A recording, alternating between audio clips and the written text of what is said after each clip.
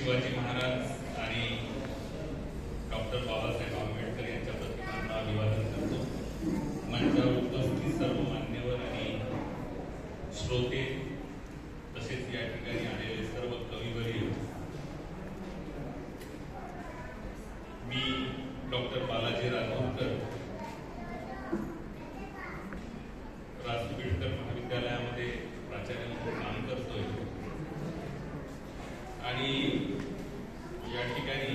मी एक कविता आपल्याला सादर करतो आहे। तत्पूर्वी एक शेर, हवा थांबते वेळ थांबते, हवा थांबते वेळ थांबते, शब्दामधून भावना झरते, हवा थांबते वेळ थांबते, शब्दामधून भावना झरते, मनाच्या कोपऱ्यात जपलेली, मनाच्या कोपऱ्यात जपलेली आज एक कविता उलगडते, आज एक कविता। माझ्या या कवितेचं शीर्षक आहे स्वप्नातली गोष्ट। थोडीशी एक जे वातावरण आतापर्यंत आपण मागच्या 2 तासापासून या ठिकाणी सर्व उपस्थित आहोत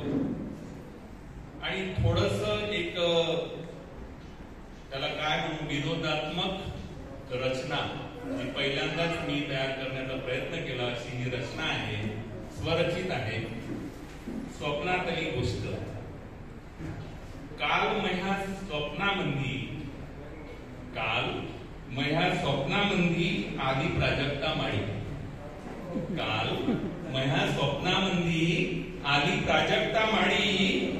मला म्हणे तुम्हासनी पाहिलं कुठतरी सकाळी, मला म्हणे तुम्हासनी पाहिलं कुठतरी सकाळी, मी म्हणलं हास्य जत्रेत पाहिलं असन मध्ये, मी म्हणलं हास्य जत्रेत पाहिलं असन मध्ये, हसून म्हणे काम काय तुझं तिथं आहे टकले, हसून म्हणे काम काय तुझं तिथं आहे टकले, म्हणलं साधी सुधी पोरगी तू कसं काय जमलं, म्हणलं साधी सुधी पोरगी तू कसं काय जमलं, तर म्हणे घ्यावी लागते मेहनत तू काऊन जळलं, तर म्हणे घ्यावी लागते मेहनत तू काऊन जळलं, म्हणलं लग्न माझं व्हायचं, म्हणलं लग्न माझं व्हायचं कुवारा आहे अजून,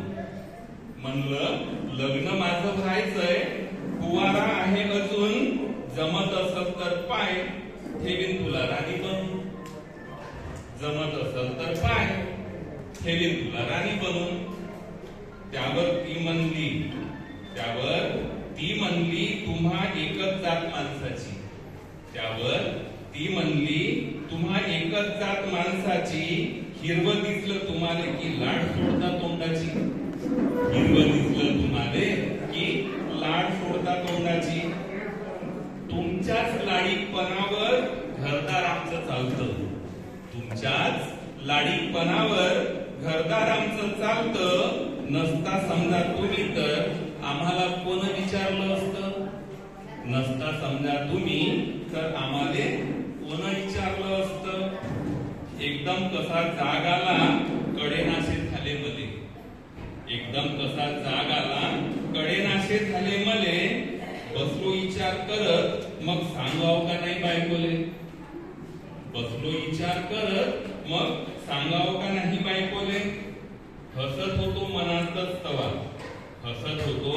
मनातच तवा, बायकोच्या लक्षात आलं, हसत होतो मनातच तवा, बायकोच्या लक्षात आलं, सांगण्याची हिंमत नव्हती म्हणत होती काय झालं,